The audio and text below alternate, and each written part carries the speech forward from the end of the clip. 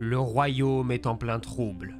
Après la conquête d'Aegon Targaryen et plus encore après le trépas de ce dernier, ses héritiers successifs se livrent une guerre de succession sans fin. Son aîné, Rhaenys, malgré toute sa bonne volonté, n'avait pas la carrure de son paternel.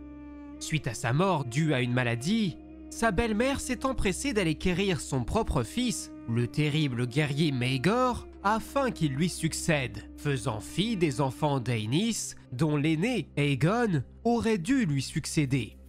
Le royaume des 7 couronnes doit donc traverser cette première crise de succession qui est mêlée à une guerre religieuse où de nombreuses factions ecclésiastiques décident de s'opposer frontalement au pouvoir central. Le nouveau souverain leur répond avec une violence sans commune mesure. Et il en va de même vis-à-vis de son rival prétendant au trône qui est abattu au cours de l'un de leurs affrontements. Cependant, les années finissent par passer. Maegor ne parvient jamais à obtenir un héritier et sa folie grandissante ainsi que la violence dont il peut faire preuve commencent à irriter les grands seigneurs de Westeros. C'est ainsi qu'entre dans la danse l'un des autres enfants d'Rhaenys, le dénommé Jaehaerys. Après la mort de son frère aîné lors de la bataille sous l'œil Dieu, Jaehaerys comprend bien que son oncle dispose d'une force largement supérieure aux siennes et que son heure n'est pas encore venue. Il passe donc les 4 années suivantes sous la protection du seigneur d'Accalmie, Rhogar Baratheon, attendant que le jour vienne où les grands seigneurs de Westeros désireraient se soulever contre leur suzerain. Et ce jour arrive enfin, en l'an 48 après la conquête, lorsque le seigneur Baratheon décide de proclamer son protégé Jaehaerys Targaryen, premier du nom, roi des 7 couronnes. Cela fait, toutes les maisons du royaume ainsi que les nobles chevaliers se mettent en action. 2 membres de la garde royale de Maegor en profitent même pour faire défection, et les grandes seigneuries déclarent l'une après l'autre leur allégeance aux jeunes prétendants. C'est notamment le cas des maisons Velaryon, Tyrell, Hightower, Redwyne, Lannister, Arryn ou Royce. En guise de riposte, Maegor convoque son propre banc, mais il n'est rejoint que par des maisons de faible importance. Finalement, le sort du royaume est décidé avant même la première confrontation, puisqu'un matin, Maegor est retrouvé mort, le corps transpercé à de multiples reprises par les lames composant le trône de fer. Ce qui devient d'ailleurs le point de départ de la célèbre légende qui prétend que le trône était doué de sa propre conscience et qu'il était à même de juger de la dignité de l'être amené à siéger sur lui. Quoi qu'il en soit, 9 jours plus tard, Jaehaerys, monté sur son dragon Vermithor, débarque avec ses nombreux alliés dans la capitale qui se rend sans combattre. Le jeune Targaryen peut ainsi être couronné et le seigneur Baratheon confirmé dans ses nouveaux devoirs de main du roi. Toutefois, il faut tenir compte du fait que le nouveau régent n'avait que 14 ans. Celui-ci allait donc devoir accepter de partager le pouvoir avec un régent pendant au moins 1 année et demie, le temps d'atteindre sa majorité. Ce rôle échoue donc entre les mains de sa mère, Alyssa Velaryon. Malgré tout, ceux-ci héritaient d'une situation particulièrement complexe. Au cours des 10 dernières années, le royaume avait particulièrement souffert des nombreuses et sanglantes rébellions. Jaehaerys et ses conseillers allaient donc devoir s'atteler à la tâche pour réparer ce qui avait été brisé, à commencer par la confiance confiée par les grandes maisons à celle du dragon. La première décision du jeune roi allait donc être de déterminer le sort qu'il allait réserver au soutien de son prédécesseur. Nombreux étaient ceux à réclamer la tête des différents traîtres, comme notamment la reine douairière, là où la main estimait plutôt que tous les exécutés ne feraient que redonner de la vigueur aux tensions passées. Jaehaerys, dans sa grande sagesse, fait plutôt un choix de conciliation.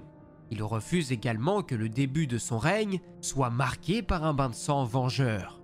Chacun des accusés fut donc présenté devant son nouveau roi afin de lui prêter allégeance, et les plus nobles d'entre eux devraient également fournir des otages ainsi que céder des terres ou de l'or en échange du pardon royal. Cependant, Certains refusèrent son offre et furent donc exécutés. Dans le cas des frères jurés de la garde royale, tous sont déclarés parjure par le roi, même les 2 chevaliers qui avaient décidé de faire défection au dernier moment.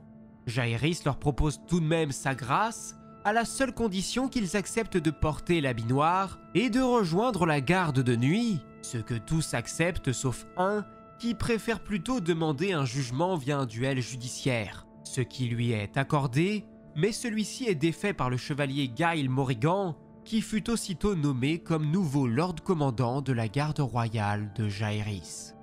Lorsque la nouvelle de la clémence du roi parvient aux oreilles des différents traîtres, tous acceptent de ployer le genou.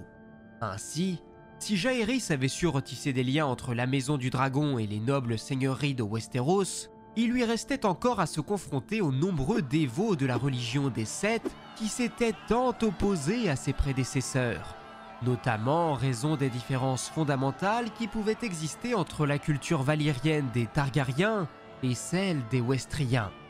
De nombreux fidèles des pauvres compagnons, des fils du guerrier ou de la foi militante refusaient encore de baisser les armes. Le roi devait donc trouver un moyen de faire taire ces contestations.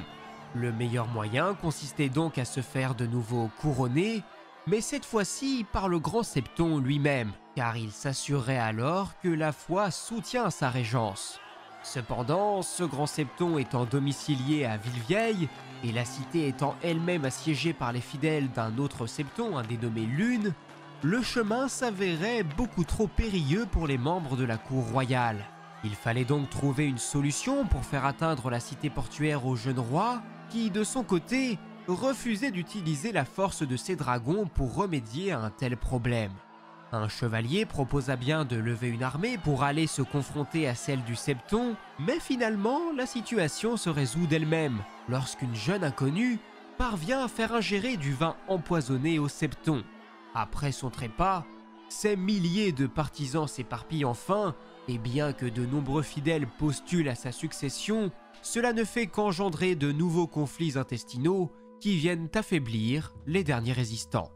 Et finalement, les derniers fidèles sont facilement vaincus devant les murs de la cité.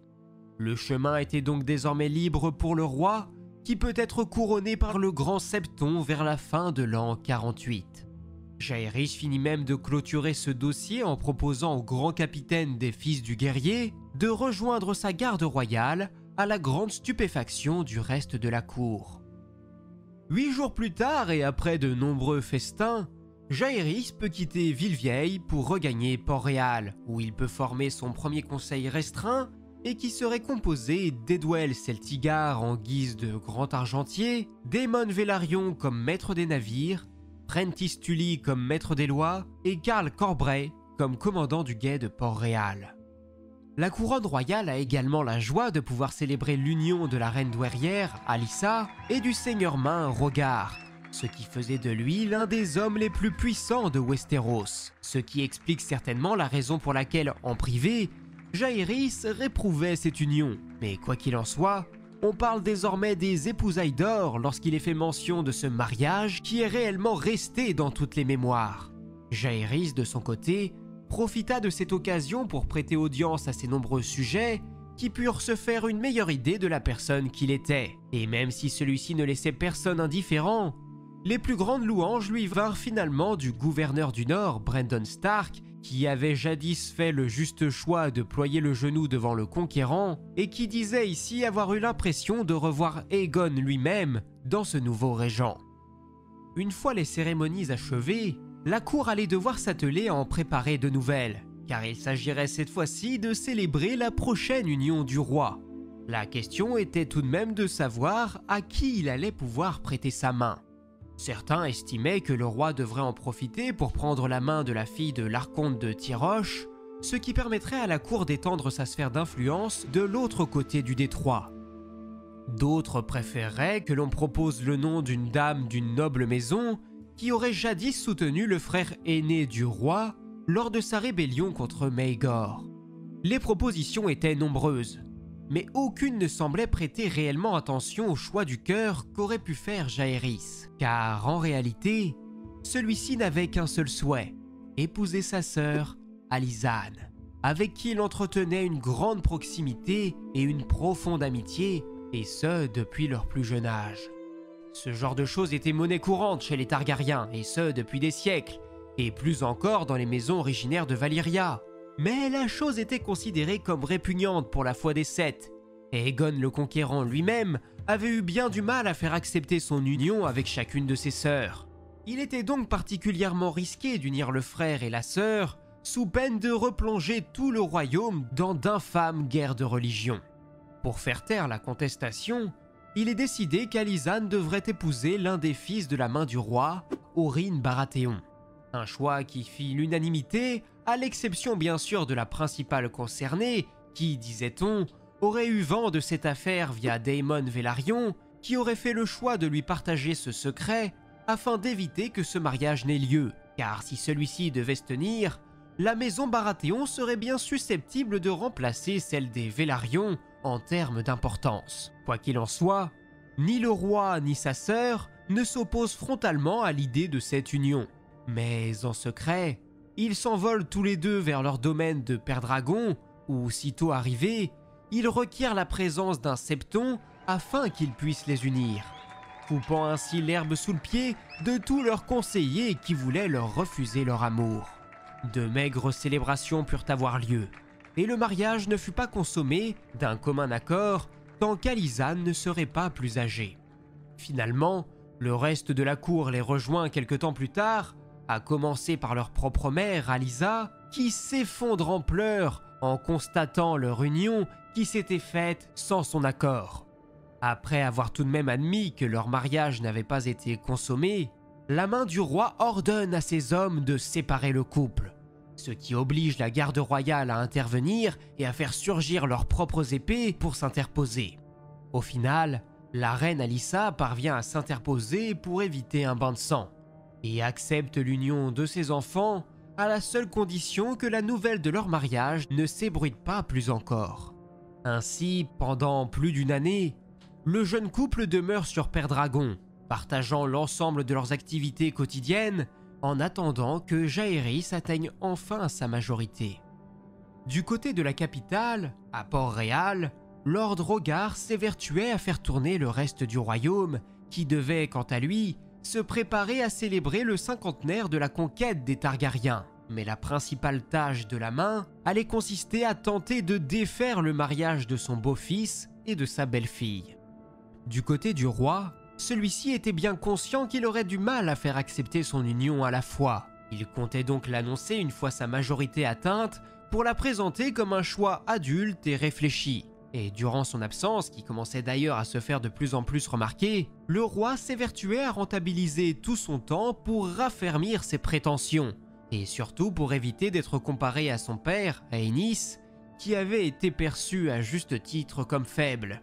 Il s'impose donc un régime sévère d'entraînement aux armes avec l'aide du commandant de la garnison de Pendragon, ce qui lui permet de devenir un guerrier parfaitement accompli d'après les dires de ses différents instructeurs. Alors certes, il n'était pas une aussi bonne épée que ses différents gardes royaux, mais son entraînement serait à même de lui fournir les compétences pour tenir tête à un quelconque adversaire. Cependant, dans cet intervalle de temps, le royaume dut faire face à plusieurs crises. Pour commencer, le trésor royal était au plus bas. Le grand argentier tente bien de lever de nouveaux impôts, mais ceci pousse les nombreux navires commerçants à privilégier d'autres ports que celui de Port-Réal. Plus au sud, les Dorniens décident de piller la frontière, tandis qu'au nord, le nouveau gouverneur du Nord, Walton Stark, doit faire face à une rébellion d'une partie de la garde de nuit, tristement menée par deux des anciens gardes royaux de Maegor que Jaehaerys avait envoyé servir au mur. Cependant, la révolte est rapidement matée, étant donné qu'une grande partie des frères restent fidèles à leur serment. Cependant, certains félons décident de fuir au-delà du mur, ce qui oblige le gouverneur Stark à se lancer dans une poursuite infernale sur des terres particulièrement inhospitalières, puisqu'il tombe même dans une embuscade de géants qui viennent désarçonner le gouverneur et, pire encore, le démembrer.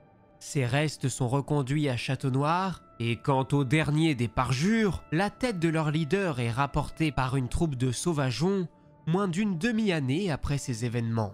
Le frère de Walton prend sa suite, Mais ce dernier se montrera très critique vis-à-vis de la couronne, car il tiendrait Jaehaerys pour personnellement responsable du trépas de son aîné, étant donné qu'il était celui qui avait ordonné à ses gardes félons de prêter serment au sein de la garde de nuit, au lieu de simplement les faire exécuter. En comparaison, Père Dragon avait tout d'un petit paradis. Oh, la main du roi avait bien tenté d'envoyer des courtisanes auprès d'Alizane, afin notamment de la convaincre de défaire son mariage avec son frère, mais ce fut sans succès. Et pire encore, Alizane parvient même à obtenir la fidélité ainsi que la sympathie de toutes ces demoiselles. Puis enfin, vient le jour où la nouvelle de l'union du roi et de sa sœur finit par atteindre le continent. Ce qui fait entrer le seigneur Main dans une rage si grande qu'il en vient même à tenter de faire destituer Jaehaerys et de faire nommer un autre souverain targaryen. Ce à quoi son épouse Alyssa n'était pas prête à se résoudre, redoutant plus que tout une guerre entre dragons. Dès lors, c'est bien elle qui ordonne à son époux de quitter la capitale et à qui elle retire le titre de Main du roi. Celui-ci est donc contraint d'accepter, mais il est dit qu'il patienta pendant près d'une semaine sur l'autre rive de la Nera, dans l'attente de l'ost qui était en train d'être monté par son frère. Ce conflit met un terme à la relation amoureuse qu'avaient pu entretenir le gouverneur Baratheon et son épouse. Celle-ci est d'ailleurs profondément atteinte par cette trahison et nomme son frère Daemon comme nouvelle main du roi. Elle lui laisse ainsi les rênes du royaume, tandis qu'elle se retire dans sa chambre. Et finalement, Lord Rogar, quant à lui, finit par s'avouer vaincu. Et désormais convaincu qu'on l'exécuterait, ou bien qu'on finirait par l'envoyer au mur, il fait rédiger un testament afin de dédouaner ses frères et confirmer son fils aîné comme son héritier, tout en jurant qu'il n'avait agi que pour le bien du royaume. Quelques jours plus tard, Jaehaerys fête son 16e anniversaire, ce qui le rend ainsi capable de monter officiellement sur le trône de fer, et surtout cela lui donne la capacité d'exercer son pouvoir de régent sur les 7 couronnes. Celui-ci s'élance donc sur le dos de Vermithor, en prenant la direction de la capitale, tout en ayant pris bien soin d'y faire envoyer ses 5 gardes royaux au préalable pour qu'il puisse y assurer sa sécurité. Alysanne, quant à elle, resterait d'abord à Père Dragon, le temps qu'il puisse s'assurer que nul n'oserait remettre en cause leur union. Certains craignaient également une mauvaise réaction de la reine Alyssa, mais contrairement à ses attentes alarmistes, celle-ci, dit-on, pleura de joie à l'annonce de la venue de son fils. En guise de première décision, Jaehaerys réforme de fond en comble son conseil. Daemon Velaryon conserve son rôle de main du roi, tout comme Lord Corbray qui demeure commandant des gardes de la cité, mais le maître des lois, le maître des navires et le grand argentier sont remplacés par des personnalités que Jaehaerys estimait être plus adaptées à ses fonctions. Le roi prend également garde à changer de septon, faisant convier comme remplaçant un certain Bart, un pauvre fils de forgeron de Haut-Jardin. Dans les jours qui suivent, le souverain accepte de faire sortir toutes les personnes se trouvant dans les geôles du Donjon Rouge afin qu'elles puissent plaider leur cause, et nombre d'entre elles sont libérées après avoir été injustement enfermées lors du règne de Maegor. Concernant Rogar Baratheon, le roi le fait convoquer afin de lui faire part de son propre pardon, en étant convaincu que celui-ci avait agi pour ce qu'il estimait être le bien du royaume. Il l'autorise donc à demeurer sur ses terres d'accalmie, à condition d'accepter d'y poursuivre sa vie en compagnie de son épouse, qu'il devrait traiter dignement, ce que celui-ci accepte sans hésiter. Cette dispute désormais réglée, le roi peut s'atteler à un problème de taille, les dettes du trésor royal. Son grand argentier s'évertue donc à négocier des prêts avec les cités libres, et notamment la banque de fer de Braavos, ce qui leur permet de mettre la main sur de nombreux fonds qui peuvent être alloués à la conclusion des travaux de Fosse Dragon. Cet incroyable bâtiment destiné à accueillir les dragons de la famille royale qui avait commencé sous le règne de Maegor. De nombreuses taxes sont également créées, comme notamment sur les produits de luxe importés, ou bien alors sur la fondation ou la rénovation des demeures des seigneurs du royaume. Quelques jours plus tard, la reine Alysanne peut enfin débarquer dans la capitale. Un second mariage, plus officiel cette fois-ci, peut être organisé. Mais craignant tout de même une révolte de la foi, le roi met en œuvre l'une des idées qu'il a pu avoir avec son nouveau septon et il décide donc d'envoyer 7 hommes et femmes à travers tout le royaume pour qu'ils puissent répandre une nouvelle doctrine de leur conception, l'exceptionnalisme. Celle-ci prétendait que les Valyriens étaient d'une conception différente de celle des autres hommes et que leur capacité à contrôler les dragons suffisait à prouver leur singularité. De la même manière, l'inceste, pourtant répudié par les autres cultures, n'était pas un péché pour eux. Grâce à cela, personne dans le royaume n'ose se dresser frontalement à l'encontre de cette union. C'est donc un mariage certes fastueux qui peut se tenir, avec pas moins d'1 millier d'invités, bien qu'il soit malgré tout bien moins flamboyant que les célèbres épousailles d'or, étant donné l'état précaire des finances royales. Et contrairement à leur union qui avait eu lieu sur Pendragon, cette fois-ci, le mariage peut être consommé conformément à la coutume. Le reste de leur première année de règne est particulièrement paisible et est même ponctué par une excellente nouvelle, car il devient clair que la reine attendait leur premier enfant. Au début de l'année 52, une pérégrination royale est annoncée afin que le couple royal puisse se présenter à tous leurs sujets. Malheureusement, celle-ci s'interrompt de façon très abrupte et ce très rapidement, lorsque la reine subit une tentative d'assassinat du côté de Viergétan.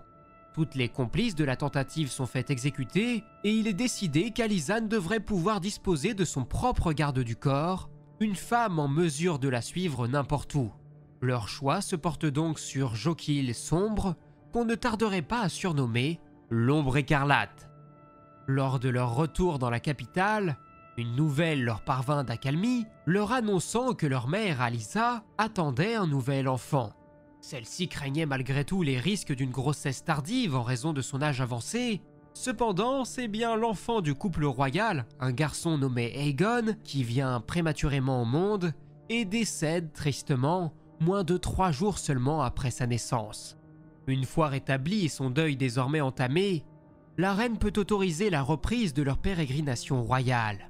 Jaehaerys en prend la tête et traverse de nombreuses contrées, à commencer par Goéville, avant de se rendre à Rochorune, Rochefort, Longarc, Cordial, les Portes de la Lune et enfin les Airiers. En raison de l'épreuve récente qu'elle avait pu subir, la reine Alysanne comprend que le statut des veuves est plus que précaire. En effet, une fois leur époux décédé, les enfants de celui-ci étaient en droit de priver leur mère ou leur belle-mère, désormais veuve, de tous ses droits. Alysanne invite donc son époux, le roi, à promulguer une loi dite de la veuve qui assure à toutes les épouses ayant perdu leur mari de pouvoir demeurer dans les demeures dans lesquelles elles ont pu consommer leur mariage, ainsi que de conserver leurs serviteurs, tout comme leurs revenus. Le roi promeut également une nouvelle loi de succession visant à protéger les droits de succession des premiers enfants d'un homme si celui-ci devait avoir des enfants avec une autre épouse. Cette période marque également une ère de changement considérable du côté de la capitale. En effet, Jaehaerys avait pu constater de la croissance phénoménale de sa cité, cependant celle-ci s'était faite de façon complètement anarchique. Il commence donc par faire retracer les rues afin de créer une vaste place centrale, depuis laquelle il pourrait faire partir tout un tas d'avenues qui relieraient le cœur de la ville à tous ses faubourgs. Des travaux d'une ampleur colossale qui mirent à mal les nerfs du pauvre grand argentier qui eut bien du mal à rassembler la fortune nécessaire à un tel ouvrage. Celui-ci se retrouve donc à créer un nouvel impôt obligeant quiconque entrant ou sortant de la capitale à payer une taxe, ce qui contribue grandement à son impopularité. À l'aube de l'an 53, il est annoncé que la reine Alysanne est de nouveau enceinte. Celle-ci ne peut donc pas joindre son époux lorsque celui-ci se rend dans le Conflent avant de retourner précipitamment auprès de sa femme lorsque celle-ci met au monde leur fille qu'elle décide de nommer Daenerys. Malheureusement, l'année suivante serait marquée par de nombreuses pertes pour le royaume. À commencer par le pauvre vieux Septon qui avait uni en premier le couple royal, et il est suivi de peu par le grand Septon, ce qui allait de facto entraîner l'élection de son successeur. Et désireux de pouvoir compter sur un fidèle de sa doctrine, de l'exceptionnalisme, le roi s'envole vers la citadelle afin de guider les maistres dans leur choix. Une action payante pour le souverain, ce qui lui permet de compter et de disposer de l'un de ses fidèles. Au cours de leur visite, la reine assiste à de nombreuses conférences et en vient même à tenter de faire autoriser les candidatures de femmes pour devenir des maîtres. Malheureusement, son opération reste sans succès. Une fois leurs affaires dans le sud réglées, le couple royal prend la route du retour, mais sur le chemin, ils ont le malheur d'apprendre que leur mère, Alyssa, était aux portes de la mort. À leur arrivée à Accalmie, ils y trouvent effectivement leur mère considérablement affaiblie et son époux, Lord Rogar, ivre de chagrin. Ce changement brutal dans la santé de leur mère était dû à sa nouvelle grossesse qui, disait-on, avait provoqué une immense déchirure à l'intérieur de son corps que nul ne pouvait réparer. Le maître d'Accalmie pensait pouvoir sauver l'enfant, mais ce au détriment de la mère qui périrait sans aucun doute dans l'opération. Mais dans le même temps, s'il ne tentait rien, il pouvait leur assurer que les deux finiraient par mourir. Jaehaerys ordonne donc à l'homme de science d'agir de son mieux. Celui-ci parvient alors à extraire l'enfant, mais conformément à ses prédictions, Alyssa y laisse la vie. Et bien que la jeune fille qu'elle avait mis au monde était toute menue et faible, celle-ci se renforça considérablement dans les jours suivants et elle put se voir donner le nom de Jocelyne. Plus tard dans l'année, Daemon Velaryon démissionne et son rôle de main du roi est confié à Miles Petitbois, un vétéran de main de bataille. Jaehaerys, quant à lui, poursuivit ses travaux visant à réformer le royaume, en commençant par faire rédiger un gigantesque code de loi qui jusqu'alors n'était qu'un empilement de coutumes locales parfois contradictoires les unes avec les autres. Pour cela, il s'appuie notamment sur les compétences de son ami, le Septon Bart, qui œuvre grandement à la conception de ce que l'on appelle le livre de la loi. En l'an 55, Alysanne offre un nouvel enfant à son époux, leur premier garçon, qu'il nomme Aemon, et cette naissance est directement suivie d'une autre en l'an 57 avec un nouveau garçon, Baelon.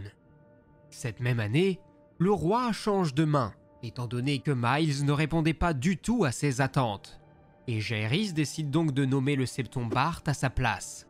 Sa première action lui permet assez miraculeusement de diviser par deux les dettes de la couronne vis-à-vis de la banque de fer de Braavos, ce qui permet au roi de poursuivre ses aménagements de la capitale de façon plus sereine. C'est ainsi que des canalisations, des égouts et des puits peuvent petit à petit faire leur apparition et améliorer grandement la santé et la salubrité de la population locale.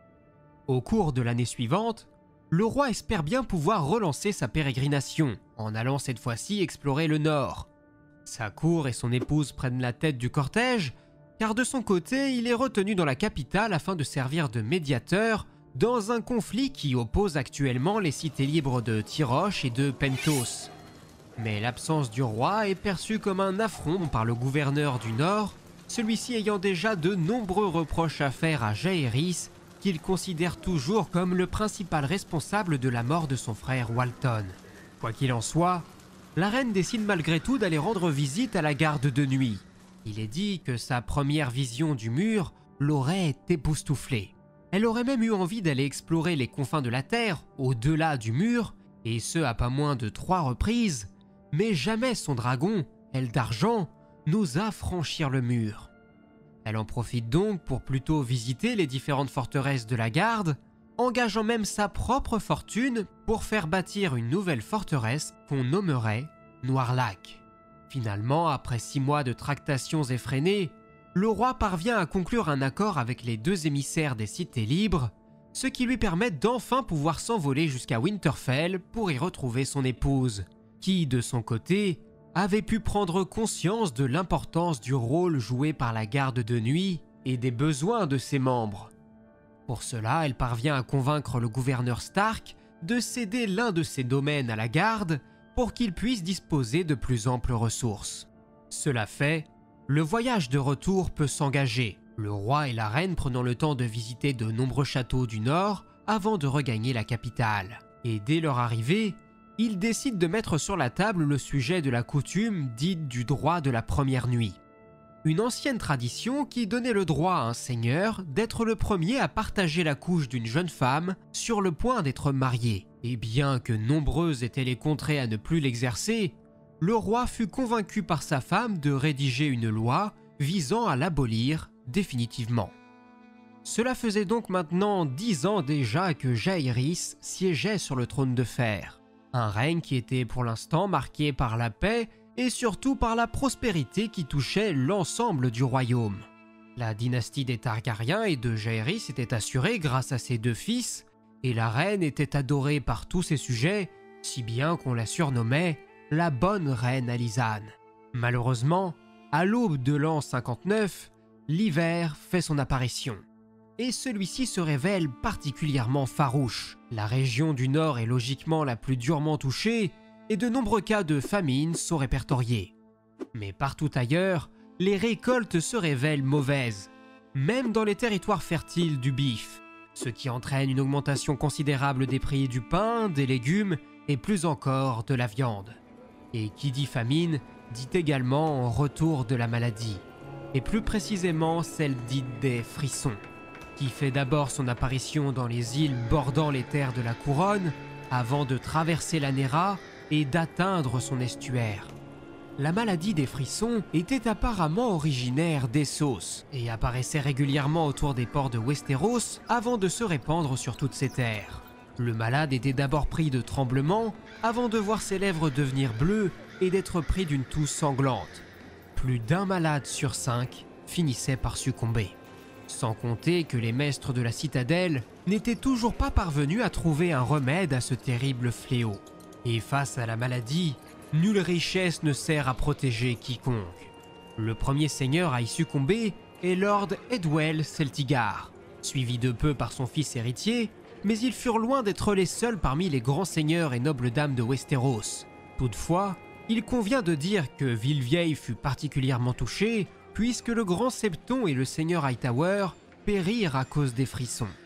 Mais la capitale, Port-Réal, fut assurément la plus meurtrie, car malgré les rénovations sanitaires de la couronne, le petit peuple était tout autant touché que la noblesse. Le problème majeur étant que la maladie vient même emporter certains membres éminents de la garde royale ou du guet de Port-Réal, ce qui entraîne une vague de crimes sans précédent dans les ruelles de la cité.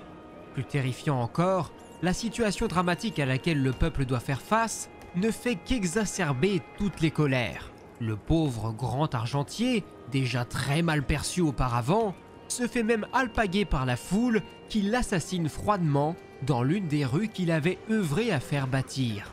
Celui qui avait tant œuvré pour financer les grands projets du roi avait été massacré par des hommes qui le tenaient pour personnellement responsable de la faim qui les tiraillait. En apprenant la nouvelle, le roi fait arrêter ces hommes puis les fait éventrer avant de les pendre aux murailles du donjon rouge. L'année suivante ne fut guère mieux. Rien ne pouvait arrêter l'hiver ou la propagation de la maladie. Les portes du donjon avaient beau être closes, c'est la princesse Daenerys qui finit par être touchée. Le roi et la reine ne reculèrent devant aucun effort ni aucune dépense pour tenter de sauver leur petite fille. Mais rien ne put leur offrir ce miracle qu'ils désiraient tant. Et moins d'1 jour et demi après l'apparition des premiers symptômes, Daenerys laisse échapper son dernier soupir. Ce n'est qu'à la fin de l'an 61 que le nombre de malades finit enfin par s'atténuer. Le roi dut alors redoubler d'efforts pour trouver des remplaçants à tous ses fidèles compagnons qui avaient dû périr. Moins de 2 semaines après la disparition de Daenerys, le roi peut apprendre que son épouse attend leur 5e enfant, ce qui est vu par beaucoup comme un bon présage. Alysanne donne ainsi naissance à leur fille, qu'ils nomment Alyssa, en référence à leur mère, et au même moment, le conclave de Villevieille déclare la fin de ce terrible hiver.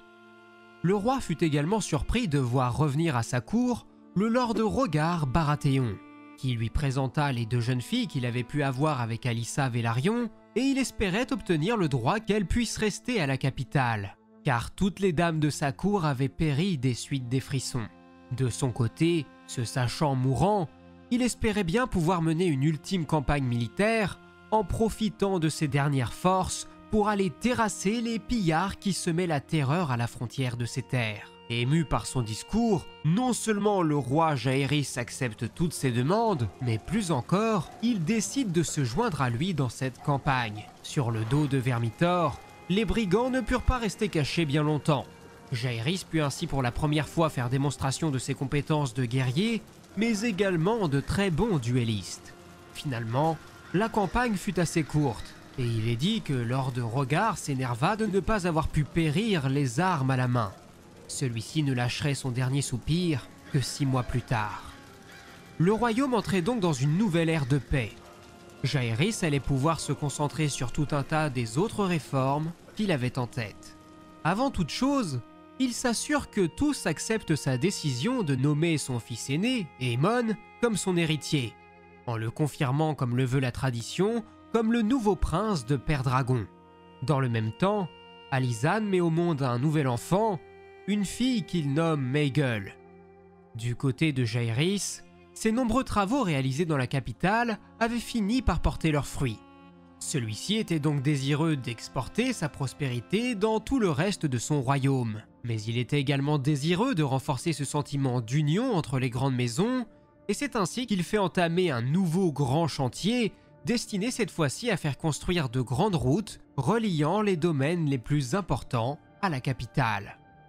Cette grande annonce est suivie de nombreuses naissances royales, à commencer par le prince Vaegon en 63, la princesse Dayla en 64, puis c'est le tour de sa sœur Sierra 3 ans plus tard. Celle-ci était la 5e fille et le 9e enfant du couple royal. En l'an 68, il est décidé que leur aîné, Aemon, épouserait Jocelyn Baratheon, sa demi-tante. Le mariage peut avoir lieu en l'an 70, à travers une cérémonie qui n'est pas loin d'égaler le faste des épousailles d'or. Mais les naissances ne s'arrêtent pas là. Alysanne met au monde leur 10e enfant, la princesse Visera, en l'an 71. Quelques mois plus tard, le prince Aemon se fait remarquer pour la première fois en remportant la victoire dans une mêlée d'écuyers où il tient tête à son propre frère Baelon. Dès son retour à Port-Réal, Aemon se précipite à Fosse Dragon où il peut devenir le dragonnier d'un jeune féroce et terrifiant dragon nommé Caraxès, que les gardiens surnommaient également le Sanguinaire, en référence à la couleur rouge-sang de ses écailles. Baelon, de son côté, parvient également à se faire remarquer quelque temps plus tard en participant de façon anonyme à un tournoi au cours duquel il peut désarçonner plusieurs chevaliers de renom. Une fois de retour dans la capitale, il peut également réclamer son dragon, et celui qui répond à son appel n'est nul autre que l'immense Vhagar, sans cavalier depuis près de 29 ans suite au trépas de la reine Visenya. Avec tant d'enfants, la famille royale ne sait plus vraiment où donner de la tête, et les destins de ses enfants sont moultes et variés. Par exemple, la princesse Maegul devient une novice de la foi, alors qu'Alysanne donne une fois encore la vie à leur 11e enfant, qu'il nomme Gaemon en référence à un ancien grand seigneur de Père-Dragon. Malheureusement, l'accouchement avait été particulièrement difficile, et même si la mère se remet, l'enfant, lui, meurt 3 jours plus tard. À la fin de cette année, un immense scandale vient bouleverser la cour lorsqu'il est révélé que l'un des chevaliers de la garde royale, Lord Lucamore Fort, avait fait fi de ses vœux de chasteté et qu'il avait même épousé 3 femmes, chacune à l'insu des autres, et eu en tout et pour tout pas moins de 16 enfants. Face à un tel affront, le Lord commandant plaide pour son exécution, tandis que l'accusé implore la grâce du roi pour le bien-être de ses femmes, mais également celui de ses enfants. Jaéhris le fait donc castrer avant de l'envoyer servir la garde de nuit. Ses mariages sont également annulés et ses enfants sont désormais considérés comme étant des bâtards. Heureusement, ce triste événement laisse ensuite place à la naissance du premier petit enfant du couple royal, avec l'apparition de Rhaenys, la fille d'Aemon et de Jocelyn. En l'état actuel des choses, l'ordre de succession était le suivant. Après la mort de Jaéhris, son aîné, Aemon, serait amené à monter sur le trône.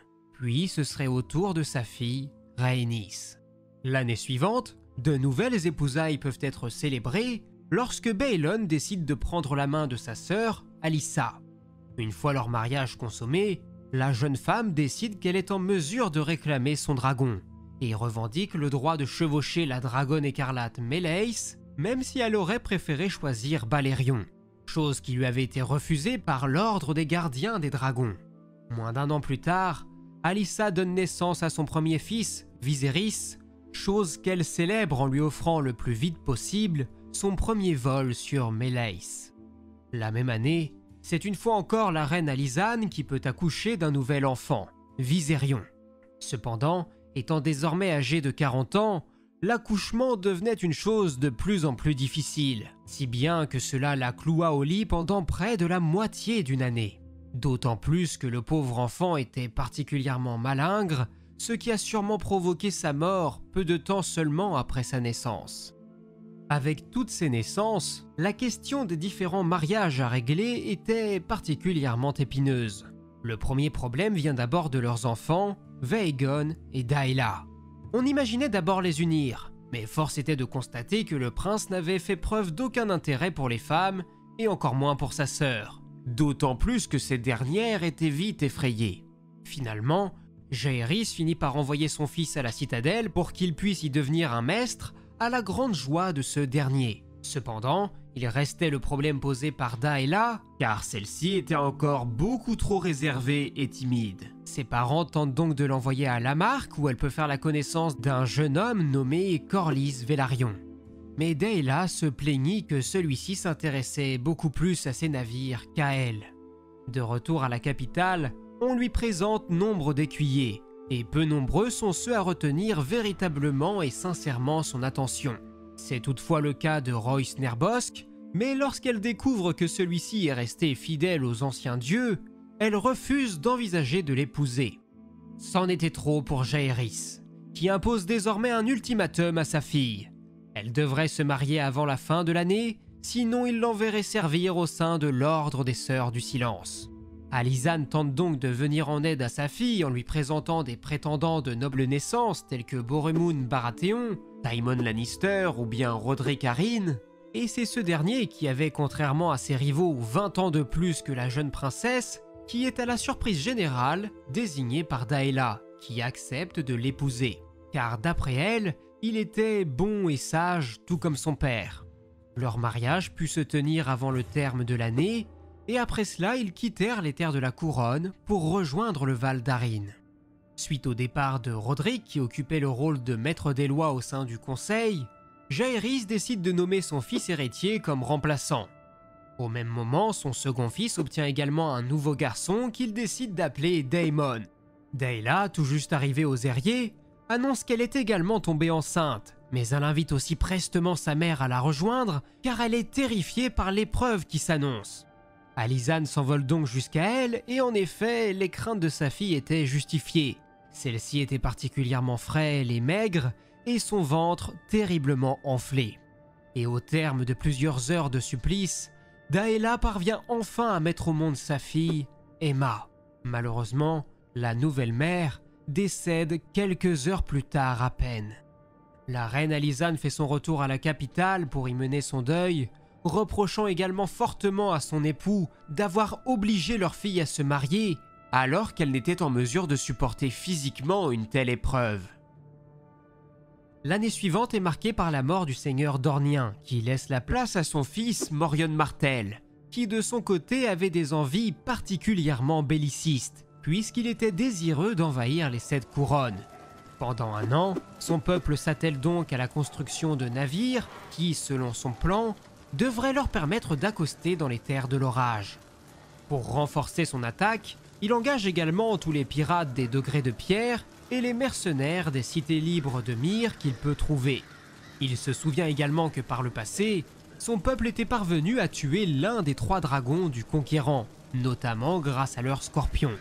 Il décide donc d'en faire installer sur chacun de ses navires pour se prémunir face à d'éventuelles attaques venues du ciel. Mais avec de tels préparatifs, le trône de fer finit inévitablement par être mis au courant de leurs agissements. Dès lors, lorsque le Dornien sonne le départ de sa flotte, Jaehaerys ainsi que ses fils, accompagnés de la flotte royale, fondent sur eux afin de les attaquer par surprise. En moins d'instants qu'il n'en faut pour le dire, les 3 dragons réduisent en cendres la centaine de navires dorniens, si bien que plus tard, on ferait référence à cet événement comme la guerre des 100 chandelles ou bien encore la folie du prince Morion. Cette victoire est suivie par la naissance du troisième enfant d'Alyssa et de Baelon qu'il nomme Aegon. Mais l'accouchement épuise considérablement la mère, qui lâche son dernier soupir au cours de cette même année, et malheureusement son dernier né meurt peu de temps après. Ces pertes entraînent le royaume tout entier dans un profond chagrin, d'autant plus que l'année 84 est également marquée par l'émergence d'un nouveau scandale qui met cette fois-ci en scène la princesse Targaryen Saera, puisqu'il s'avère que celle-ci était une dépravée et qu'elle était coutumière du monde des bordels et autres établissements du genre. Jaehaerys se trouve même, pour laver le déshonneur fait à sa famille, à devoir affronter puis à tuer un chevalier qui avait osé coucher avec sa fille. Seara est quant à elle envoyée auprès de sa sœur Maegul pour qu'elle devienne à son tour une sœur du silence. Et pendant 1 an et demi, il semblait bien qu'elle s'était accommodée à ce destin. Mais finalement, elle parvint à s'enfuir et, disait-on, à se rendre dans les cités libres où elle se serait prostituée. En l'an 86, et pour que la cour évoque d'autres sujets, le roi est heureux d'annoncer le mariage de sa fille Visera, qui était alors considérée comme la plus belle des filles de la maison royale. Mais celle-ci n'avait Dieu que pour son frère Baelon. Pour pallier à ça, ses parents décidèrent de la marier à un vieux seigneur de Blancport, ce qu'elle refusa en s'enfuyant à son tour. Malheureusement, son cheval fut percuté et dans sa chute, la pauvre fille se rompit le cou. La reine Alysanne venait donc de perdre 3 de ses filles en l'espace de 5 ans seulement. Elle en vint même à implorer son époux d'ordonner à leur fille Saera, qui se prostituait toujours de l'autre côté du détroit, de revenir, mais le roi des 7 couronnes refusa, prétextant que Port-Réal pouvait déjà compter sur suffisamment de putains. Le concernant, il considérait que sa fille était déjà morte et il invitait son épouse à faire de même. Désemparée, la reine se retira à Père-Dragon, refusant de se joindre à son époux lors de sa nouvelle pérégrination royale qui s'étala sur une période bien plus longue que celle prévue initialement, même si ses fils l'imploraient de revenir. Dans les terres de l'Ouest, le roi a la surprise de voir venir à sa rencontre la jeune Rhaenys, qui vient l'informer de son souhait d'épouser le nouveau maître des navires, Corlys Velaryon, ce que le roi accepte. Malgré tout, la dispute qui avait fait s'écarter Jaehaerys et son épouse commence à inquiéter le royaume. C'est finalement suite à l'intervention de leur fille, Maegul, que le roi et la reine acceptent de se retrouver à l'occasion des fiançailles de Rhaenys et de Corlys Velaryon. Puis en l'an 92, le détroit est marqué par de nombreux conflits en provenance des cités libres, si bien que celui-ci finit même par atteindre l'île de Torse, et même si les envahisseurs ne seraient pas repoussés difficilement, le conflit est marqué par la mort inattendue et brutale du prince héritier Aemon, qui est touché par un carreau d'arbalète qui était venu lui percer la gorge. Lorsque la nouvelle parvient au reste du royaume, le prince Baelon décide de faire déferler Vhagar sur le camp ennemi en guise de représailles, et il est dit que plusieurs milliers de Myriens périrent ce jour-là. Mais avec la mort de l'héritier désigné, le pire restait encore à venir. En effet, de nombreuses questions se posaient quant à celui ou celle qui allait devoir succéder à Jaehaerys. Certains voyaient en Rhaenys, la fille héritière du défunt prince, une bonne prétendante. Mais le roi lui-même estimait que le rôle conviendrait sûrement mieux à son deuxième fils, le prince Baelon, ce qui écarte de facto les prétentions légitimes de Rhaenys. Et par là même, cela fait office de jurisprudence dans le cas où une femme serait à même de pouvoir prétendre au trône de fer et qu'un homme lui serait toujours préféré, peu importe si sur le papier sa position est plus éloignée dans l'ordre de succession. Furieux, Rhaenys et Corlys quittent la cour, le seigneur Velaryon démissionne même de sa charge de seigneur des navires pour protester. Ce choix de Jaehaerys provoque également la colère de la reine Alysanne et fait retomber le couple dans une période délicate. La reine entrait d'ailleurs au cours de l'an 93, dans la dernière année au cours de laquelle elle serait en mesure de monter sur son dragon, Aile d'Argent. Mais au même moment, c'est bien le prince Viserys qui, à 16 ans, décide de réclamer son dragon. Et pas n'importe lequel, puisque c'est Balerion, la terreur noire, qui répond à son appel. Cependant, le gigantesque mais non moins vieux dragon était en bout de course. Il somnolait beaucoup et n'était plus à même de réaliser de longs trajets. Nul doute que celui-ci n'avait plus beaucoup de jours devant lui. Et effectivement, moins d'1 an plus tard, le dragon légendaire meurt d'une cause plus rare encore pour ce qui concerne les dragons, puisqu'il lâche son dernier soupir à cause de sa vieillesse. Désormais très âgé lui aussi, le roi a le malheur de voir nombre de ses conseillers disparaître les uns après les autres. À commencer par son camarade de longue date, Septombart, main du roi depuis des années, qui laisse sa place à Sir Redwyne dans un premier temps, mais celui-ci ne convient guère, il est donc également renvoyé puis remplacé par le prince Baelon. Mais les conseillers du roi n'étaient que les premiers d'une longue série. Le malheur l'atteint bien plus encore lorsqu'il devient clair que sa douce épouse arrivait également à la fin de son voyage sur cette terre. Celle-ci parvient tout de même à se réconcilier avec son époux, encore une fois grâce à leur fille Maegul, mais leur relation reste teintée de morosité. Et lorsqu'Alizane fait une chute qui lui brise la hanche en 95, elle se voit contrainte de se déplacer à l'aide d'une canne. Plus terrible encore, et malgré leur âge avancé, le couple royal doit assister aux funérailles de toujours plus de leurs enfants. Tout d'abord lorsque Maegul contracte la terrible grise écaille, après avoir passé une énorme partie de sa vie à s'occuper des victimes de cette maladie. Mais son décès est également suivi de celui de Gaël et les rumeurs vont bon train concernant sa disparition. Si les premiers bruits de couloir évoquent la maladie, la vérité éclate bien plus tard lorsqu'il est révélé qu'elle était tombée enceinte d'un chanteur mais que l'accouchement avait mal tourné et ne pouvant pas résister à la mort de son enfant, celle-ci se serait jetée dans la Nera pour mettre fin à ses jours. Enfin, ce fut le tour de la reine Alizane qui laisse échapper son dernier soupir à l'âge de 64 ans au cours de l'an 100 après la conquête. Tout le royaume la pleura et celle-ci ne laissait derrière elle que 3 des 13 enfants qu'elle avait pu avoir. Mais le malheur ne s'arrêta pas de toucher la maison du dragon tricéphale. L'année suivante, ce fut au tour du prince Baelon de commencer à se sentir souffrant. Et moins de 5 jours plus tard, celui qu'on appelait désormais Baelon le Brave meurt dans ses appartements. Le problème de la succession se représenta donc de nouveau. Le roi Jaehaerys allait devoir trancher entre tous les prétendants potentiels, et ceux-ci étaient nombreux. Pour mener à bien cet ultime chantier, il fait réunir l'ensemble de ses seigneurs dans un lieu en mesure d'accueillir une telle assemblée, à savoir la forteresse d'Harrenhal. Parmi les prétendants majeurs, on pouvait bien sûr compter sur Rhaenys et Corlys Velaryon. Via l'intermédiaire de leur enfant, Laenor, espéraient bien faire valoir leur droit au trône de fer. Un droit que le roi avait d'ailleurs bafoué quelques années auparavant.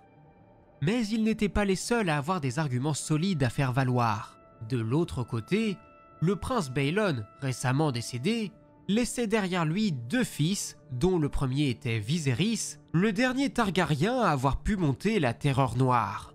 Le roi était désireux de laisser les seigneurs du royaume trancher cette épineuse question afin d'éviter qu'une guerre éclate, puisque d'aucuns prétendaient que le seigneur Velaryon était prêt à engager toute sa flotte dans une guerre et que de l'autre côté, Daemon commençait à rassembler des hommes d'armes pour soutenir les prétentions de son frère aîné. Ce sont ainsi pas moins d'1 millier de seigneurs venus de toutes parts et de toute importance qui se réunissent lors du grand conseil de l'an 101 pour remettre leur verdict. De nombreux débats et de nombreux échanges peuvent avoir lieu. Les prétendants les plus éloignés sont rapidement écartés. C'est par exemple le cas de Rhaenys, mais au final, le dilemme réside entre Viserys et Laenor. Il en résulte donc que pour la majorité des seigneurs, une filiation par les mâles avait priorité sur les femmes. Leur allégeance allait donc plutôt à Viserys. Mais de l'autre côté, la fortune des Velaryon leur assurait un sacré prestige. D'ailleurs, ceux-ci n'hésitèrent pas à utiliser leurs nombreuses ressources pour s'attirer les faveurs des invités, dont certains de poids, comme les seigneurs de Winterfell, d'Accalmie ou bien de Blancport. Mais au final, le résultat fut particulièrement sans équivoque, puisque Viserys l'emporte largement. Le roi, qui avait été désireux de ne pas influencer les débats, ne se trouvait pas sur place au moment de l'élection. Mais une fois la chose faite, il accorda sans hésiter le titre de prince de Père-Dragon à celui qui avait été désigné comme son héritier, Viserys Targaryen. Ce choix, qui à l'époque de ses contemporains avait été jugé comme sage, établissait donc un précédent assez clair, qui ne manquerait pas de causer de nombreux troubles dans les années à venir. Car la plupart considéraient désormais comme officiel que le trône de fer ne pourrait en aucun cas échoir à une femme, ou bien alors qu'une femme ne pourrait en aucun cas transmettre ses droits à régner à ses enfants mâles. Au-delà de ça, la fin de vie du grand roi est marquée par un début de douce sénilité. Celui-ci nomme tout de même un homme de qualité et particulièrement dévoué à la cause, comme main du roi, un certain Otto Hightower, le frère du seigneur de Villevieille. Celui-ci débarque donc dans la capitale avec sa fille de 15 ans, Alicent, qui plaît beaucoup au roi. Celle-ci lui fait donc la lecture et l'assiste énormément dans la vie de tous les jours. Vers la fin, il lui arrivait même de la prendre pour l'une de ses filles. Et puis enfin, au cours d'une journée de l'an 103, le roi Jaehaerys Targaryen premier du nom meurt paisiblement, laissant derrière lui un royaume qu'il avait passé 55 ans à régir du mieux qu'il l'avait pu. Son corps fut incinéré à Fosse-Dragon, puis ses cendres dispersées à Père-Dragon pour voler au gré du vent avec celle de son épouse. Sous le règne de Jaehaerys, le royaume avait prospéré comme jamais il ne l'avait fait. La population avait presque doublé, et ce malgré les nombreuses crises qu'elle avait pu traverser. Le roi était toujours parvenu à prendre soin de ses petites gens. Mais malgré tous les aspects positifs qu'avait apporté sa régence, celui-ci avait, malgré lui, semé les nombreuses graines qui conduiraient le royaume tout entier ainsi que sa famille à leur perte. Voilà ce qu'il en est à l'heure actuelle de toute l'histoire du vieux roi Jaehaerys, le conciliateur. Si vous souhaitez découvrir la suite, je ne peux que vous encourager à découvrir mon épisode concernant l'histoire complète de la célèbre danse des dragons. J'espère que cette vidéo vous aura plu, n'hésitez pas à vous abonner et à me recommander d'autres idées de personnages ou d'histoires que vous aimeriez que je vous raconte. En attendant, nous se retrouvera très vite pour explorer d'autres univers, et de mon côté, il ne me reste plus qu'à vous dire à la prochaine, c'était Absolute, ciao.